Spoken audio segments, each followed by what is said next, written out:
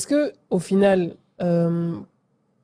revenir ou parler de droit de sol n'est pas incohérent avec cette politique de libéralisme économique dans lequel on se trouve depuis plus d'une dizaine d'années et dans laquelle ce sont les investissements directs étrangers qui, on va dire, consolident notre économie? Alors, il y a deux erreurs fondamentales dans ça. Nous ne sommes pas plus libéraux que les États-Unis. On dit qu'on est un libéralisme économique en Côte d'Ivoire. Nous ne sommes pas plus libéraux que les États-Unis. Peut-être qu'on comprend mal le libéralisme. Le libéralisme n'enlève pas la citoyenneté. Je suis désolé. On ne développe pas un pays par les investissements étrangers, non. Les investissements étrangers sont complémentaires. On développe un pays par les investissements domestiques. C'est la raison pour laquelle, dans tous les pays qui se respectent, les locaux dominent l'économie. Ouais. Vous n'allez pas aller en France et puis l'économie est dominée par des Chinois, non. Ça n'a même pas de sens. Ouais. Il faut que les locaux dominent l'économie. Et on configure l'économie comme ça. Ça ne veut pas dire qu'on n'est pas libéraux. C'est les Américains qui contrôlent l'économie des États-Unis. Est-ce que ça veut dire qu'ils ne sont pas libéraux? La question que les dirigeants d'un pays se posent, c'est comment, dans une logique de libéralisme, on fait pour que nos entreprises locales soient les meilleures dans la compétition et les plus libérale. fortes. Ouais. On ne construit pas un pays sur une logique d'investissement étranger. Ça fragilise votre pays. La preuve, vous vous retrouvez dans un pays où les locaux ne contrôlent que 5% de l'économie. Ça, ce sont les chiffres de Bloomfield. 5% de l'économie. 5% de l'économie. Vous avez 95% du tissu économique qui est constitué par des PME, locales pour la plupart, qui produisent que 20% de la richesse. 5% de multinationales étrangères qui contrôlent 80% de la richesse.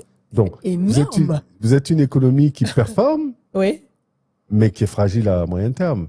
C'est-à-dire qu'au moins de soubresaut, moins de crise grave, bah évidemment, les multinationales n'ont pas vocation à rester dans des pays qui commencent à avoir des sérieux problèmes sociopolitiques. Mais je trouve que c'est à mon avis, c'est trop fort et trop grave d'avoir un chiffre pareil de ne pas sourciller, en fait, parce que 5% des multinationales étrangères qui produisent 80% de la richesse. 80% de la richesse. Mais c'est le modèle qu'on a, et c'est ce modèle qui doit, à mon avis, doit être inversé. Il faut qu'on arrive à être dans une logique de 60% de richesse créée par les locaux et 40% par les entreprises étrangères. Ça me paraît un bon partage et un bon équilibre. Bien sûr. En cas de crise, si les 40% sont plus produits, les 60% sont produits, ça soutient l'économie. Et je crois que des fois, on n'a même pas besoin d'être économiste pour ça. Je dis des fois, c'est le bon sens qui, pour moi, va prévaloir. Et donc, ça veut dire qu'il faut, quand on parle de la création de champions nationaux, c'est quelque chose de fondamental à une économie. En réalité, c'est rien de nouveau. Les Français ont des champions, les Américains ont des champions, les Allemands ont des champions. Ce n'est rien de nouveau. C'est quelque chose de fondamental. Oui. C'est ce qui permet au pays de contrôler son économie. Et les champions nationaux, c'est une décision et une volonté politique, mais sur des critères économiques, par contre. Donc, on ne choisit pas des gens de son camp politique pour en faire des champions. Non, ce n'est pas comme ça que ça fonctionne.